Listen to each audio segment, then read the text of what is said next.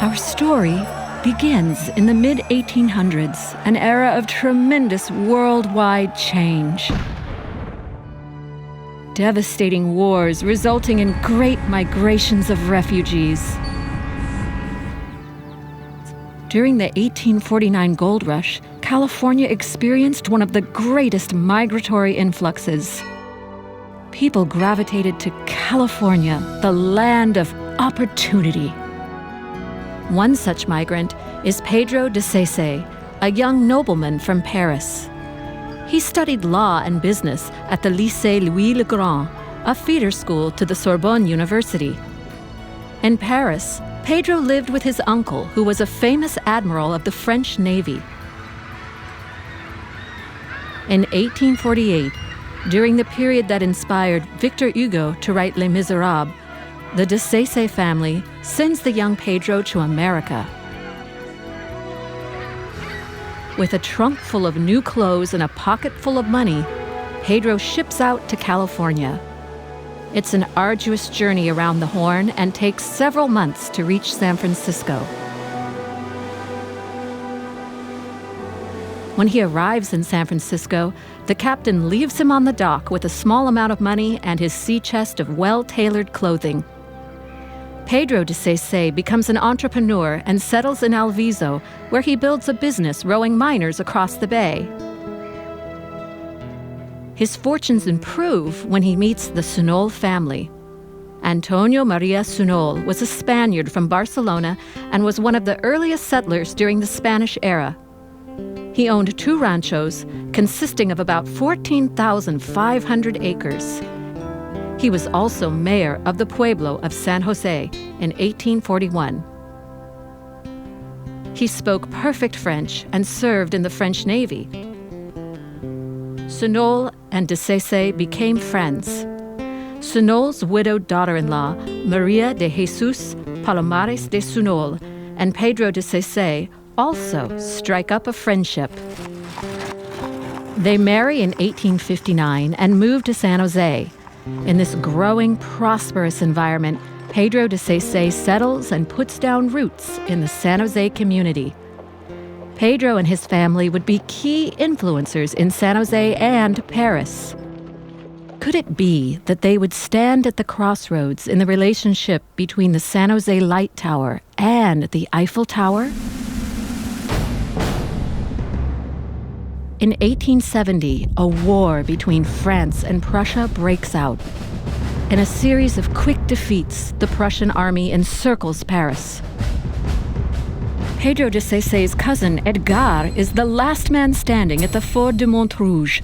A hero's medal is cast in his honor. The civilians inside Paris are fighting for a democratic French republic named La Commune.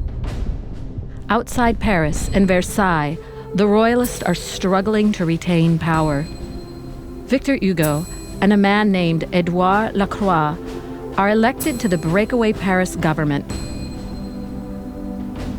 The remaining royal French forces in Versailles send Admiral de Saisset, Pedro de Saisset's uncle, along with the Count de Turenne, to negotiate a truce with the civilian leaders in Paris.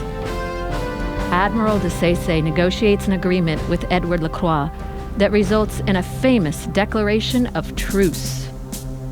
In a curious twist of fate, Lacroix would become the most important leader in the French government and the sole decider of the building of the Eiffel Tower 14 years later. Could there have been a connection between the two men that made this happen? Eventually, the royalists attack the Paris Commune and order is restored. Edward Lacroix is arrested and thrown in prison as a traitor. The terms of surrender to the Prussians are brutal. They must pay huge financial reparations and give up the territories of Alsace-Lorraine to Prussia. Living in Alsace-Lorraine is Maurice Koechlin, the actual engineer of the Eiffel Tower. He flees Alsace to Switzerland. His friend, the sculptor Bartholdi, flees to Paris. The loss of Alsace has a deep psychological impact. The experience inspired Bartholdi to design his famous Statue of Liberty. With billions of francs required to pay off the Prussians, the wealthy Rothschilds family pay off the debt and cause the expulsion of the Prussian troops from the French territory. Coincidentally, Pedro de Saissé's brother, Pierre-Joseph Ernest de Saissé, is a very close business advisor and partner to the Rothschild family. As part of the Prussian 1870 war defenses, Paris is surrounded by newly invented French electric generators and arc lights. One of those generators and several arc lights make their way to San Francisco. Thanks to Tiburcio Parot, they are donated to the science lab of Father Neri at St. Ignatius College. Father Neri is an Italian and an extraordinarily gifted priest, scientist, inventor, professor, as well as the first ordained Jesuit priest in the state of California. He installs the French dynamo system at St. Ignatius College and wows the citizens of San Francisco by illuminating the college building with a single arc light, the first documented use of electricity in the city.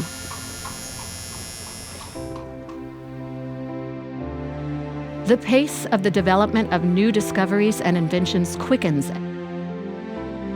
In 1875, there is what could be considered the first venture capital meeting at California Governor Latham's mansion in Menlo Park, California. At a lunch meeting on November 14, 1875, a titan of the finance world meets with important Californians. At the table is the wealthiest man in the world, Edmond de Rothschild from Paris, the Count de Turenne, Senator and former California Governor Milton S. Latham, Tiburcio Parot, and Pedro de Saissé. According to a diary written by the Count de Turenne, they visited the New Almaden Mercury mines. Afterwards, they stayed overnight at the home of Pedro de Saissé. De Saissé took them to see a play, and the Baron de Rothschild spoke very highly of San Jose as a pretty city with an excellent theater. The Baron and the Count traveled by rail back to New York City as the United States centennial celebrations were about to begin in Philadelphia.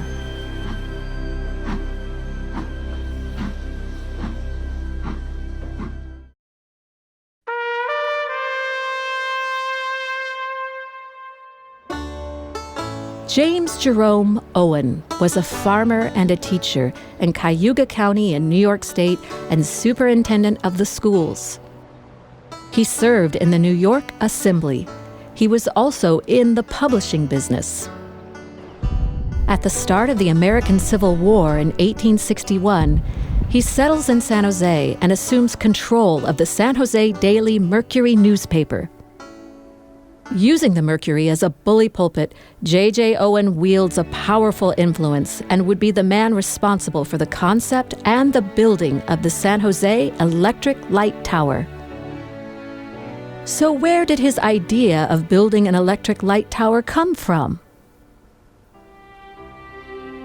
In 1876, the United States Centennial will demonstrate to the world the great American accomplishments since the Declaration of Independence. Two American engineers, Clark and Reeves, proposed building a 1,000-foot-tall tower to be the centerpiece of the occasion, the tallest structure the world would ever know. The Scientific American Journal proclaims the project. Unfortunately, the Centennial Tower would remain an engineering challenge and was never built. As a token of patriotic friendship, the French government sends to Philadelphia the head and arm of the new Statue of Liberty designed by the sculptor Bartholdi.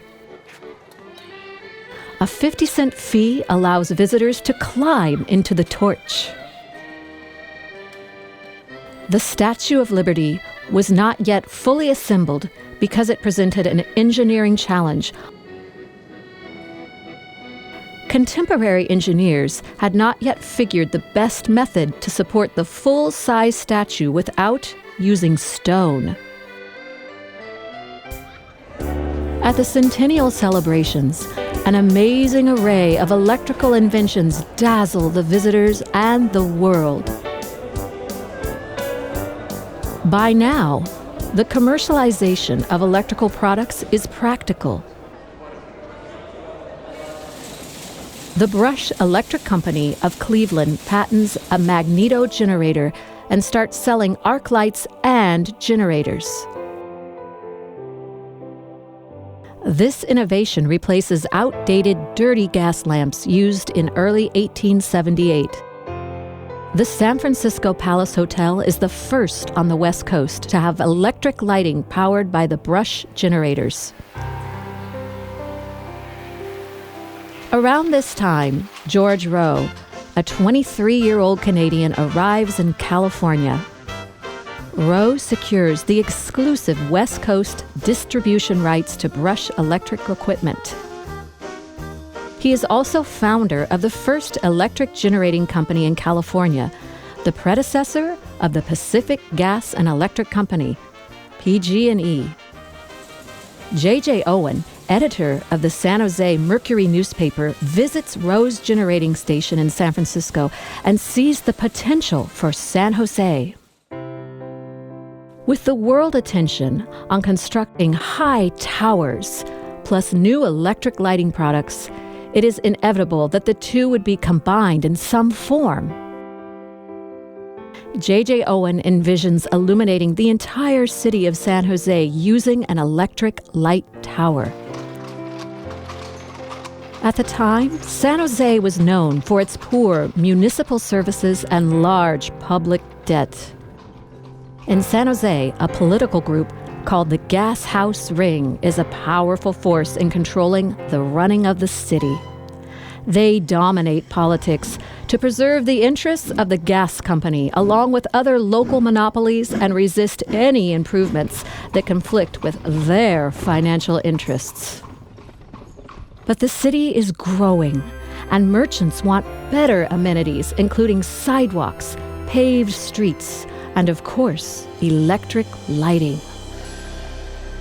They also want to be on the cutting edge of technology, which is taking the world by storm, and the press takes notice. The future benefits of the Brush electric light are proclaimed in an April 2, 1881 article in the journal Scientific American. This grabs the attention of J.J. Owen. It is evident the world is on the eve of stupendous changes in the matter of utilizing electricity, one of the most potent and mysterious forces of nature.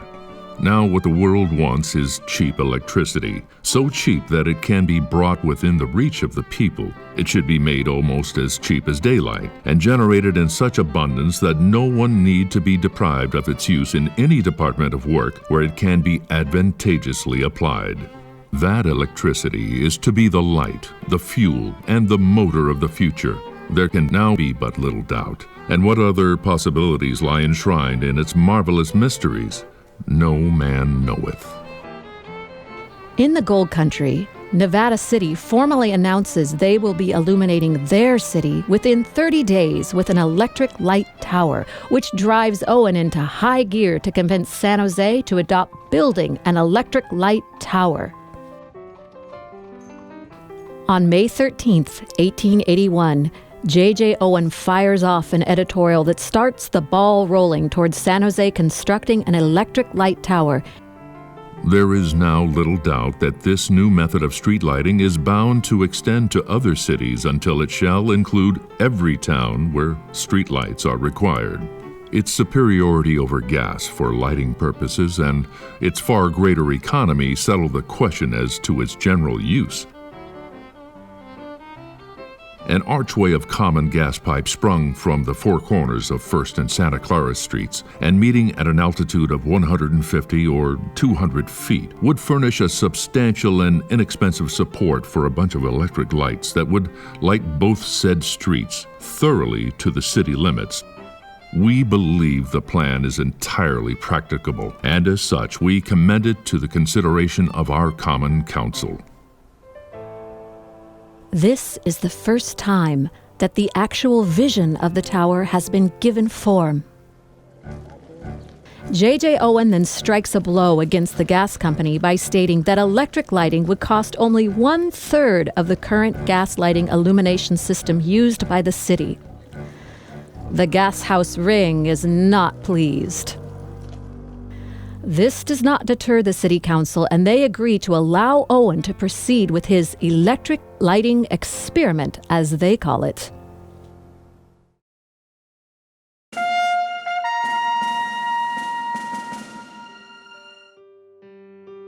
Although the idea for a tower straddling an intersection seems logical, no one had ever constructed such a large iron light tower like this before. It presents engineering challenges to design with readily available materials.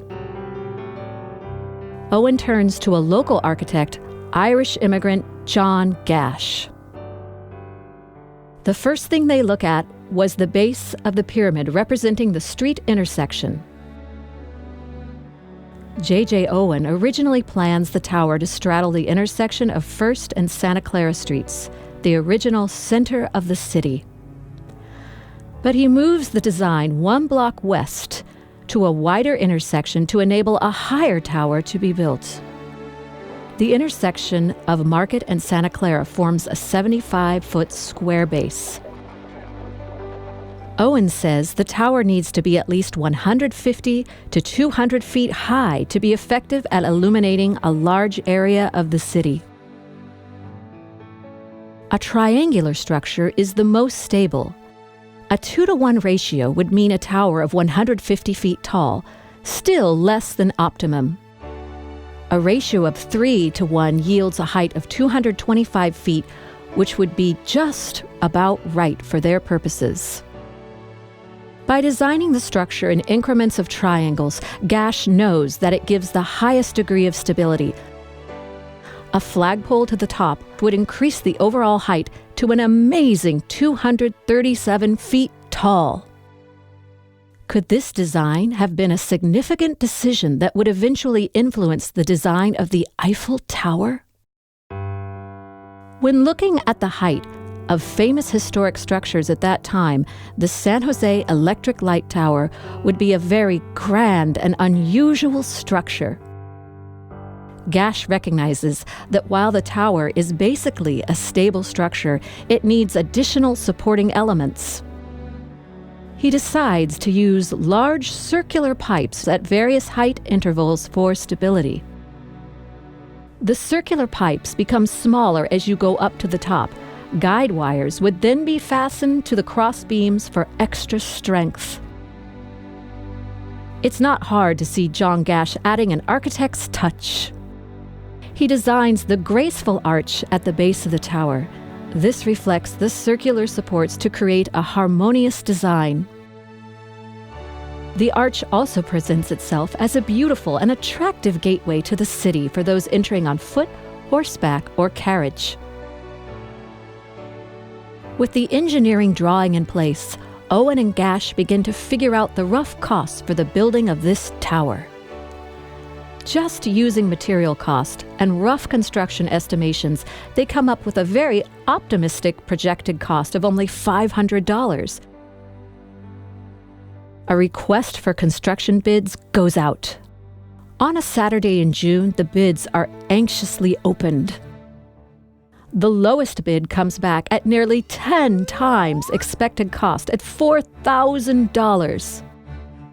No one had ever built a structure like this before, and with the huge risks involved, many bidders add stabilizing features to the original Gash design. Owen begins raising funds necessary for the tower. Through various fundraisers, including music sing-alongs, public meetings, and editorials in the paper, he manages to raise $2,200. Owen approaches George Rowe, who agrees to help with money and to supply his brush arc lights and generator. On the morning of August 11th, 1881, ground is broken. To the awe of residents, 8 wooden scaffolds rise slowly to a great height from the intersection of Market and Santa Clara. As pipes climb from the corner of the intersection, everything is progressing perfectly.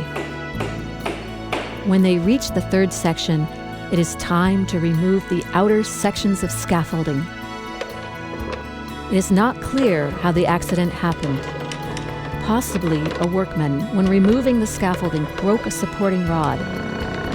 The structure lurches dangerously to one side to the great consternation and alarm of onlookers. Here is this tall, massive iron structure looking lopsided and like it might imminently topple. Now is the gas house ring's opportunity to make noise and mischief against the tower. Cries of warning about the tower's imminent demise arise from gas company supporters. "It's Owen's folly," cry some. Take it down, cry others. Mayor Bernard Murphy is alarmed by the danger to life and property and halts the construction. He calls an emergency meeting of the council. According to the council minutes, on September 3, 1881, the mayor called attention to the condition of the electric tower now in course of construction and thought some action was necessary on the part of the mayor and the council to ascertain whether it was safe to proceed with the present plan of construction. On motion, the mayor was authorized to employ a competent engineer to estimate and report upon the matter. He selects E.J. Molera. Molera is a knight of the Military Order of Spain and graduated from the Academy of Royal Engineers. He engineers the lighthouses built in the San Francisco area for the government. He also has wide interests in electricity. He invents and patents a system for illuminating homes using mirrors and arc lights. His concept was featured in Scientific American. He was one of the founding members of the Société Internationale d'Électriciens, established in Paris in 1881. Molera is the best engineer to salvage the San Jose electric light tower experiment. He reviews the plans and provides the necessary input and his seal of approval to the redesign of the tower. Construction could now proceed. But labor and material costs begin to mount up because of the added requirement for additional stabilization. To save costs, Owen decides to use day laborers. Fortunately, George Rowe advances the project enough money to allow the laborers to buy food and remain reasonably good-natured. Slowly, the tower rises toward completion. At that time, a young newspaper writer from the Mercury is invited to go to the top of the tower and report on the experience. The first impression was a peculiar feeling of exhilaration, of lightness never experienced on terra firma. Few people have an idea of the difference between the air they breathe and the air 200 feet above the earth. Like an elixir of the gods, it seemed, so pure, so fresh, so crisp and bracing. At his feet lies the city, most of the streets and buildings being well-defined, but in places somewhat confused and jumbled together. The people in the streets look like pygmies, while the church spires and public buildings seem dwarfed into insignificance.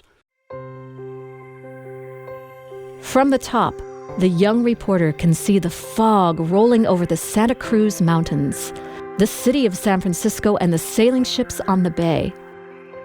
Once the tower is structurally complete, George Rowe begins installing the electrical equipment.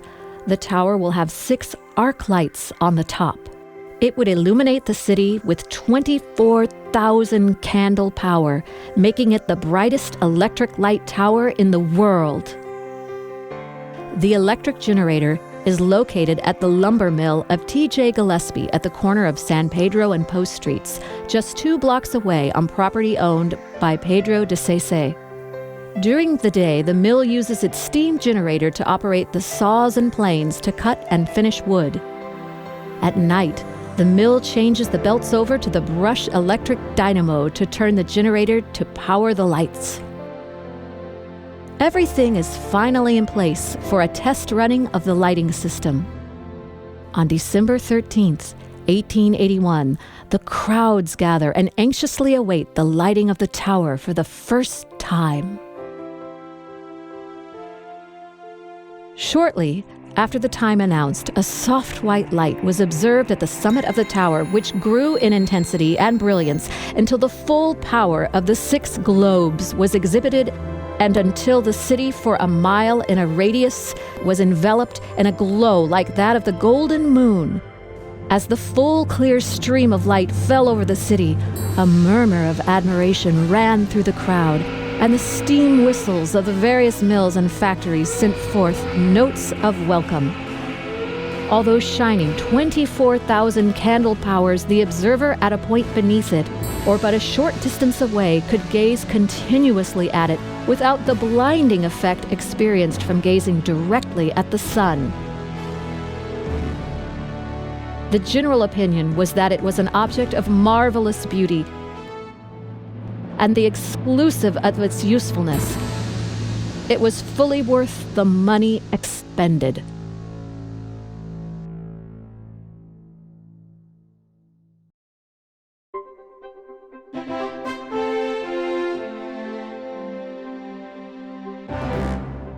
On December 24th, 1881, the San Jose Electric Light Tower goes into full service for the citizens of San Jose.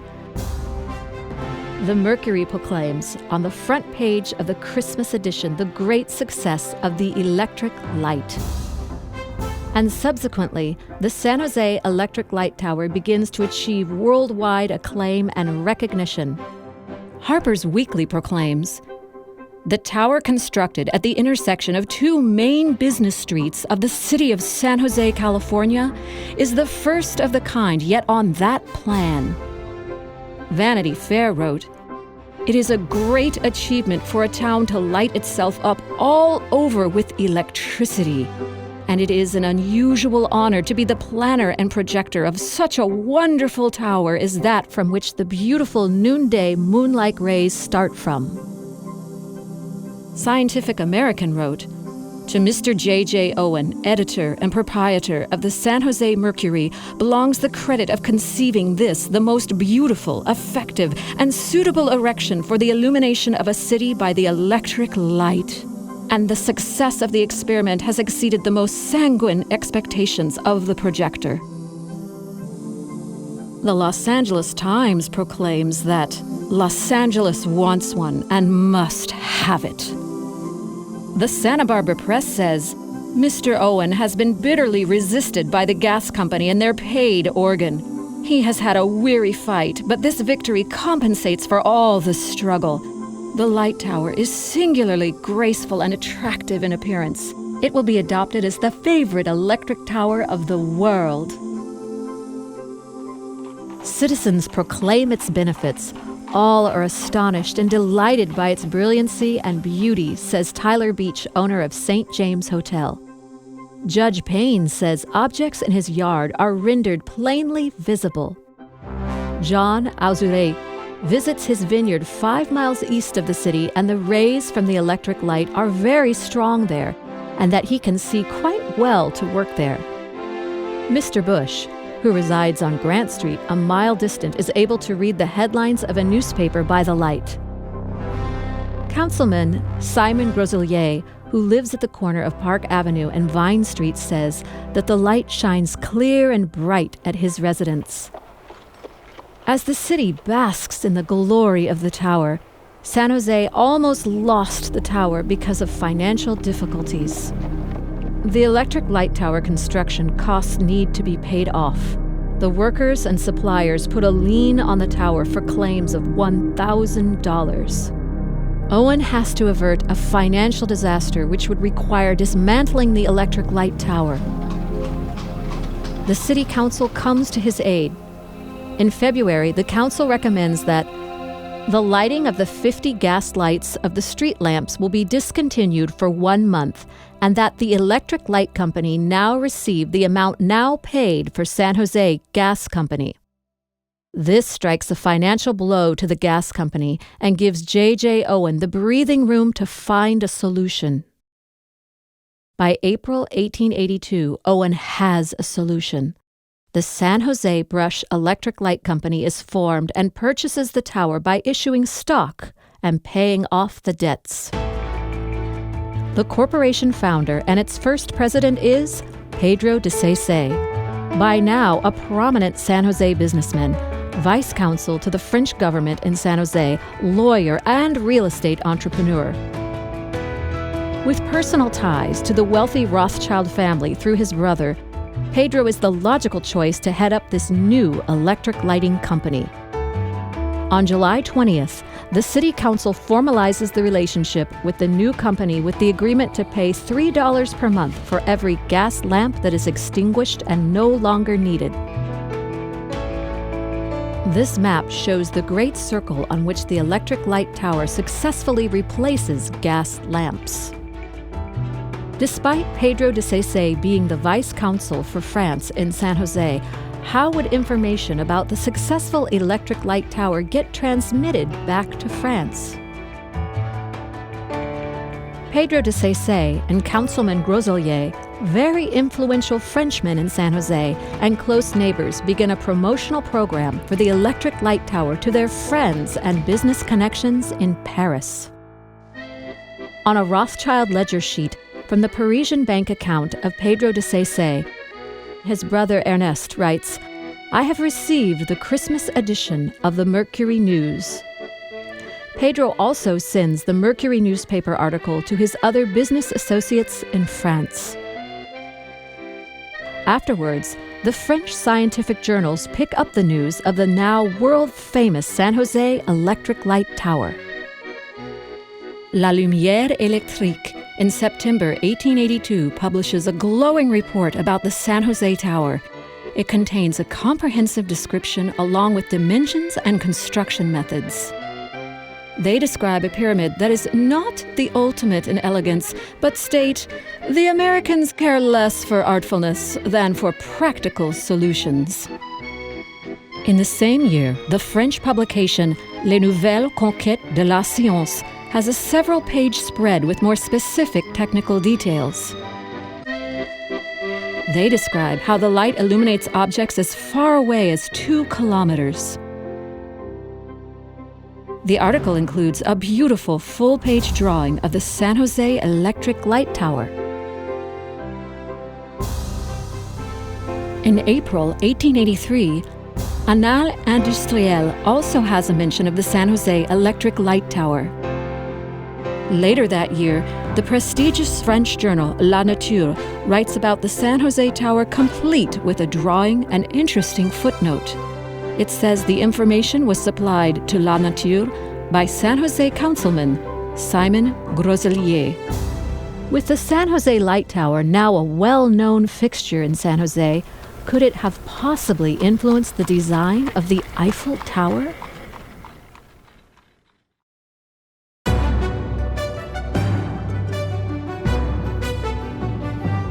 After the Franco-Prussian War, Maurice Krishnans traveled to Switzerland to study engineering at the world-famous ETH University in Zurich.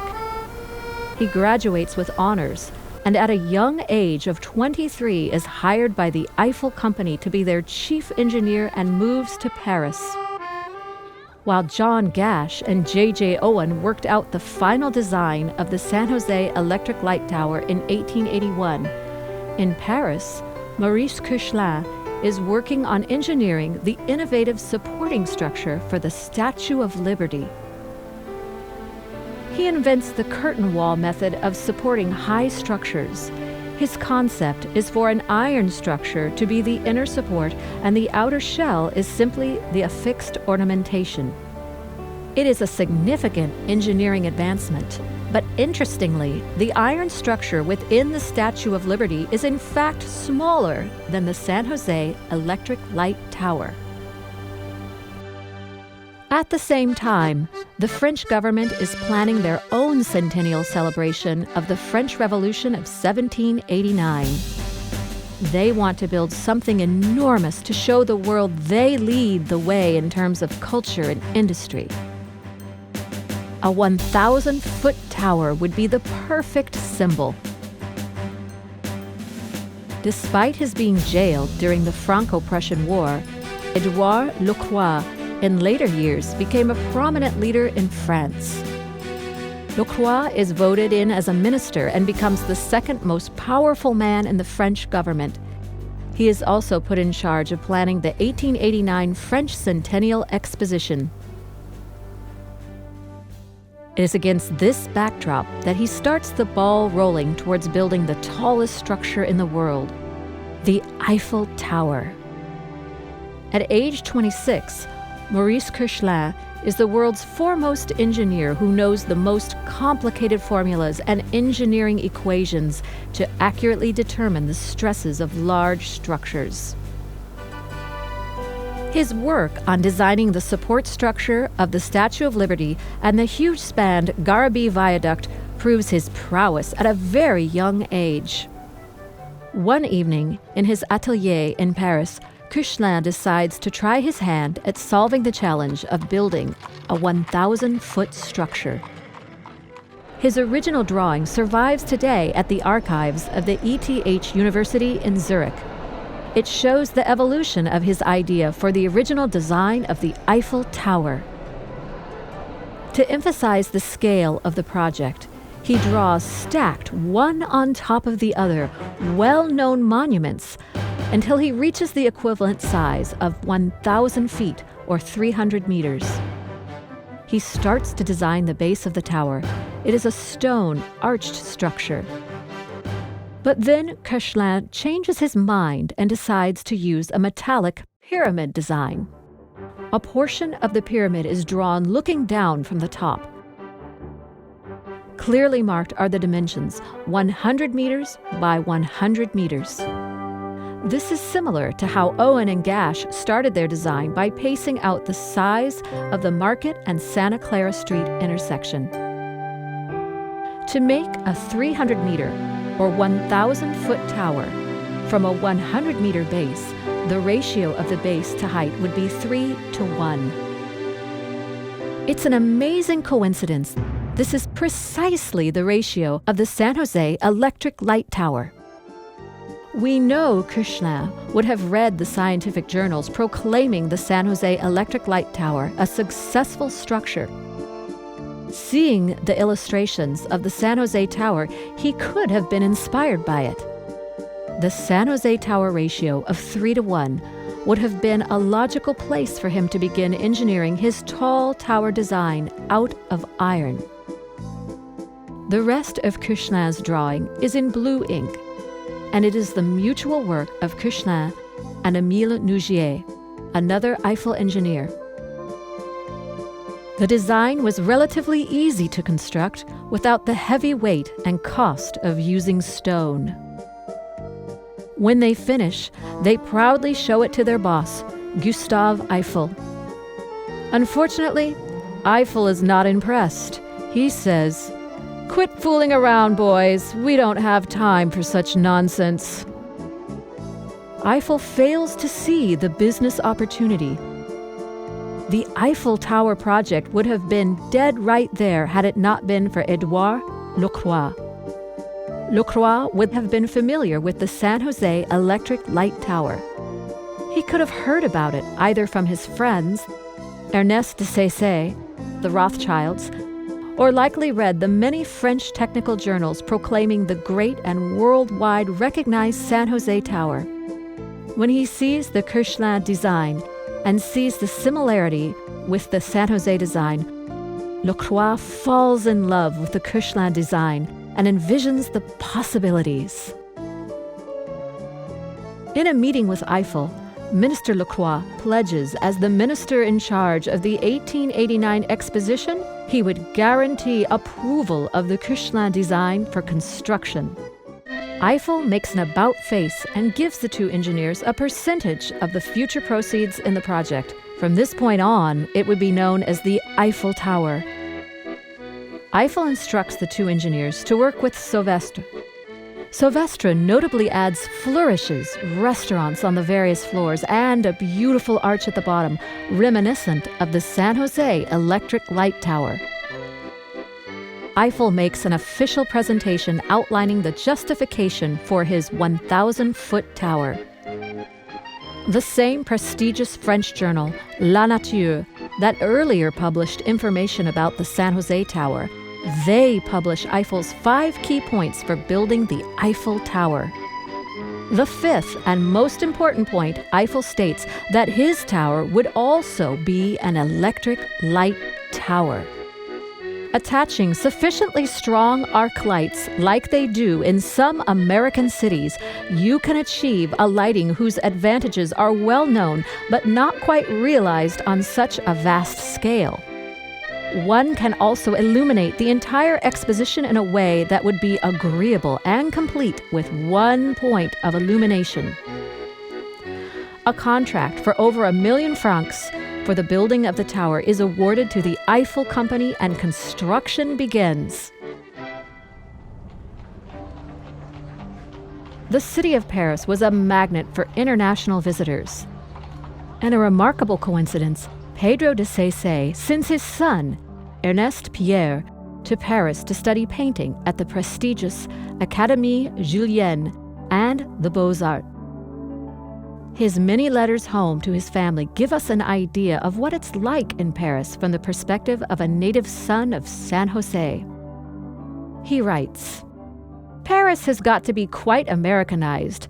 The Americans are better liked than any other nation." In January 1887, construction on the Eiffel Tower begins. They build tall wooden scaffolds to support the rising structure until it joins at the first level. Ernest watches it rise above the Paris skyline, creating a new silhouette for the city. By March 1889, the Eiffel Tower is completed and made ready for the Exposition of 1889. By all accounts, it is a triumph of engineering. Soon, visitors would gather from around the world to see the big show. Ernest goes to the exposition with a friend and describes the scene. The Tour Eiffel is a grand structure. It can be seen from a very great distance, and the engineer, Mr. Eiffel, has been decorated with the ribbon of the Legion of Honor. Over the next few years, Ernest continues to hone his skills and becomes a highly accomplished French-trained painter. But there would be sweet reminders of his beloved San Jose. He writes, "I bought a can of fruit the other day with the name San Jose Cal on the can. So you see, where the California fruits go, they are known all over the world."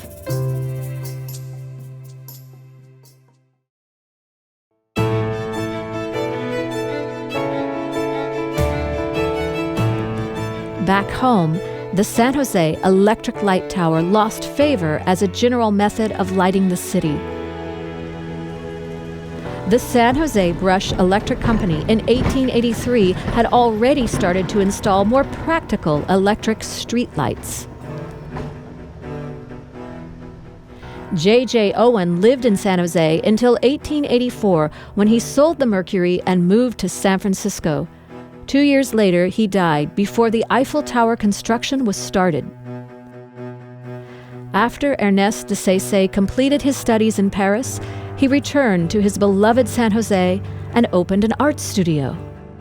He died in 1899. 3 years later, Pedro de Saisset died of a broken heart at losing his son, Ernest. The San Jose Electric Light Tower survived them by many years.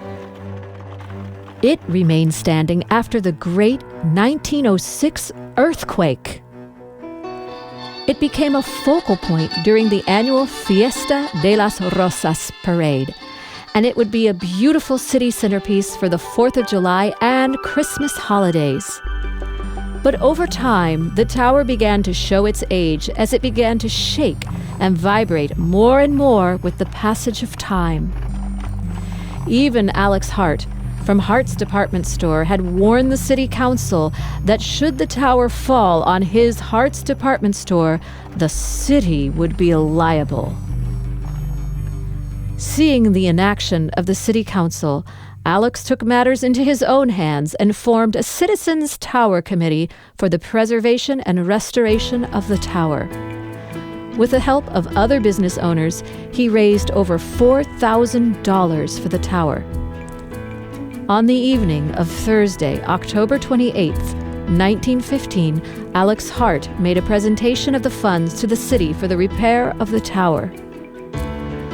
Councilman Mansfield made the motion to accept the money and engage the services for the repair of the tower. The motion was carried unanimously. Upon recommendation of the city engineer, the contract for restoration went to Golden Gate Ironworks. Reconstruction of the tower began, and celebrations were planned for New Year's Eve to include a grand parade led by the city council. The newspaper declared, "This will be the most elaborate entertainment which has ever been attempted upon a like occasion in the city, beginning with the big parade which will proceed along all the business streets of the city. The entertainment will last long into the night, and the new year will be welcomed with a carnival spirit seldom attained in San Jose." Work was accelerated to fix the tower for completion for the New Year's celebration.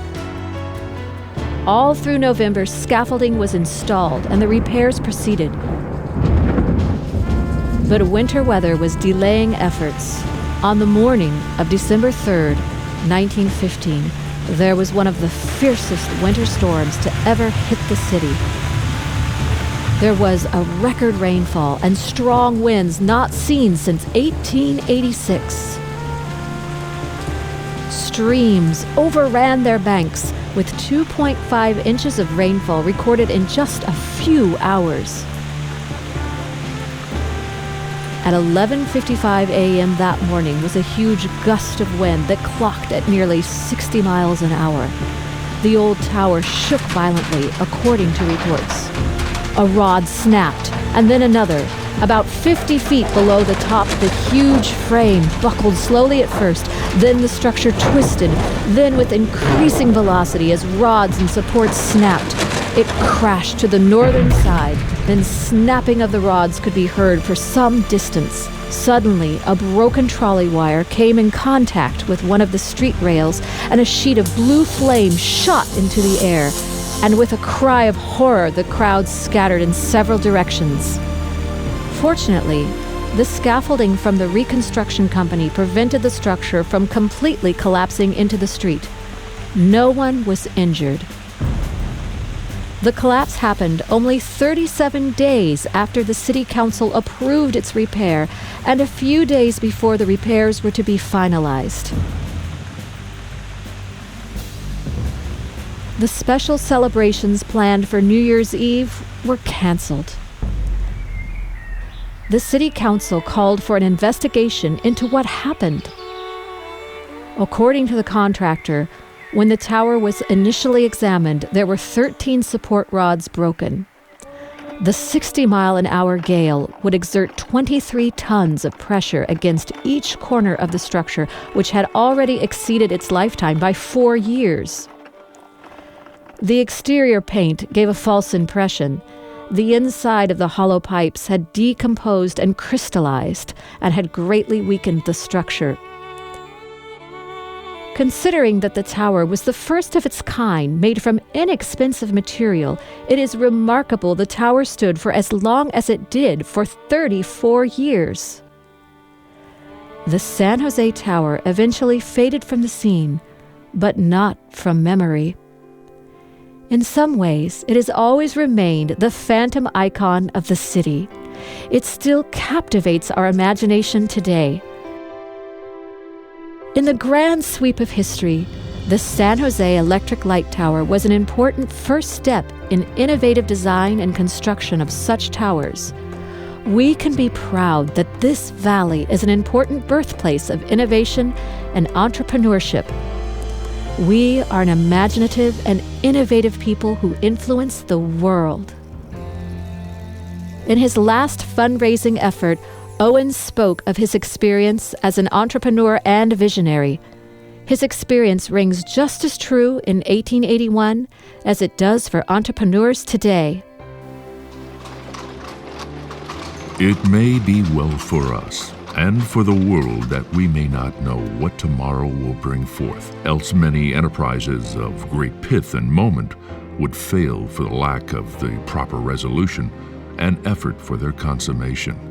Had I known from the first the obstacles that would have blocked my way in the construction of our electric tower, the long delays, the downright opposition, the discouraging words, the moment of unexpected costs, the cold refusals of aid, all these and more, I should have never had the heart to undertake the work.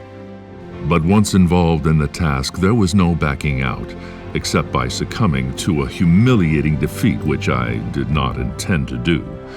But thanks to the noble-hearted people of San Jose and to my faithful architect who stood by me through good and evil report, the tower is nearly complete, and a few nights hence you will see it crowned with a powerful electric light whose rays will flash over our beautiful city in a flood tide of effulgent, shining glory, like the smile of a loving God.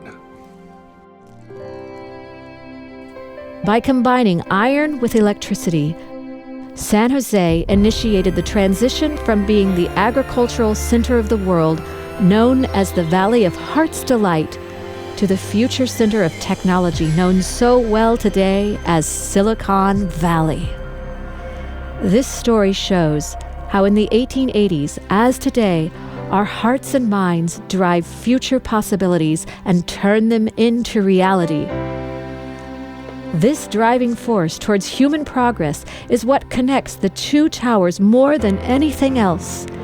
It is this energetic, inspiring light that drives us to create and build.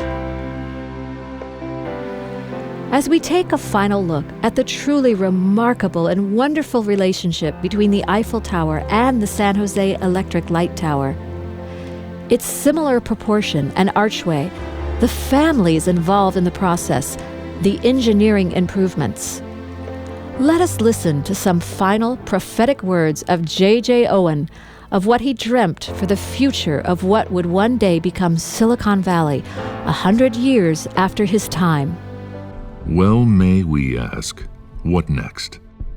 When we come to travel by electric motor, light our houses and cook our food by the same potential element, and talk face to face with our friends from opposite sides of the globe, then what will be the next step in the march of human progress? Owen didn't stop his imagination there. He looks further into our human hearts and concludes, It seems as though the next would be an age of soul. Could the San Jose Electric Light Tower have influenced the design and building of the Eiffel Tower? What do you think?